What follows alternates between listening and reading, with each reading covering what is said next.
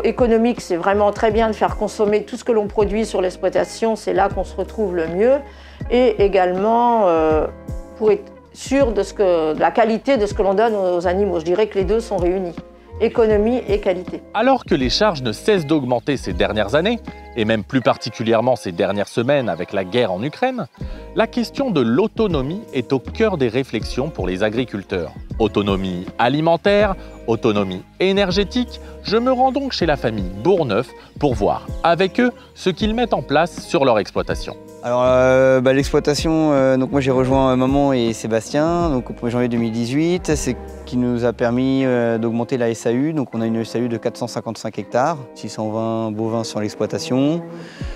On a, ce que je disais tout à l'heure, 107 vélages par an, si on regarde les bovins, plus la suite. Et on a 400 places d'engraissement, donc ça fait 480 taurillons produits, enfin dire vendus par an, quoi. Sur les cultures, donc on a 100 à 110 hectares de prairies naturelles.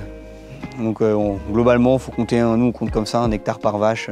Ensuite, on fait pas mal de maïs pour nourrir tout le monde. Le but c'est d'être autonome sur l'exploitation. Donc l'effectif de bovins suit aussi ce qu'on est capable de faire sur notre exploitation. Pour nourrir les animaux, c'est pas compliqué. Depuis mon installation, on a décidé ensemble d'être totalement autonome sur les vaches. Donc c'est pas compliqué, sur les vaches on n'achète que les minéraux.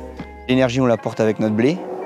Le maïs, et ensuite on a fait des dérobés, donc riz gras un peu mélangé avec du trèfle, et en fait ça nous fait notre correcteur azoté, et puis on met du foin. Les taurillons c'est maïs en silage, maïs épi de l'exploitation, blé de l'exploitation, blé orge ou triticale, suivant ce qu'on a choisi de conserver. En paille suivant les années, mais globalement on arrive à être autonome. Et ce qu'on achète pour les taurillons, là par contre, même si on met un petit peu de dérobé de temps en temps dans la ration, si le but c'est d'y arriver, pour l'instant on n'arrive pas à être autonome à 100%. Sur une ration de 22 kg, en général on achète entre 1,5 kg et 1,7 kg de correcteurs azotés. On achète très très peu à l'extérieur et ça on y tient vraiment aujourd'hui pour être sûr de ce que nos animaux mangent. On a ce qu'il faut ici, on sait ce qu'on donne, on fait analyser notre blé en permanent, le blé, le maïs, on fait des analyses tout le temps, donc en fait on suit l'évolution, même s'il y a du moins bon, on arrive à le corriger pour garder toujours des croissances correctes sur nos taurillons. Ça nous arrive à peu près 1 ou 2 fois par an d'avoir des visites de nos clients, alors soit des contrôleurs, type Bureau Veritas d'Italie qui viennent chez nous contrôler, alors voir prélèvement d'urine pour voir s'il n'y a pas d'hormones dans les taurillons, des fois prise de sang, contrôle de l'aliment acheté, vérification des boucs, du cahier sanitaire, tout ce qui va bien, quoi. En tout cas, une chose qui est sûre, c'est que nous, on autoconsomme, on mange de nos taurillons et on mange de nos vaches. Et on en est très satisfait. Donc au moins, à partir de ce principe-là, on n'empoisonne personne. On aimerait un jour être à 100% autonome. Par exemple, cette année, on a mis en place l'irrigation sur la ferme. Donc toujours dans le même principe de l'autonomie, c'est-à-dire pouvoir nourrir nos animaux. Nous, ça ne nous intéressait plus d'aller chercher du maïs en silage très très loin, sur des terres qu'on a éloignées, les remorques sur les routes, le temps à rendre. Donc on a décidé de mettre en place l'irrigation et ça nous permet de... Le but, ça serait d'ensiler les parcelles vraiment autour de la ferme, quoi. Et puis là, actuellement, je suis un peu plus le projet de méthanisation, donc il me prend pas mal de temps depuis 1 an et demi, voire 2 ans.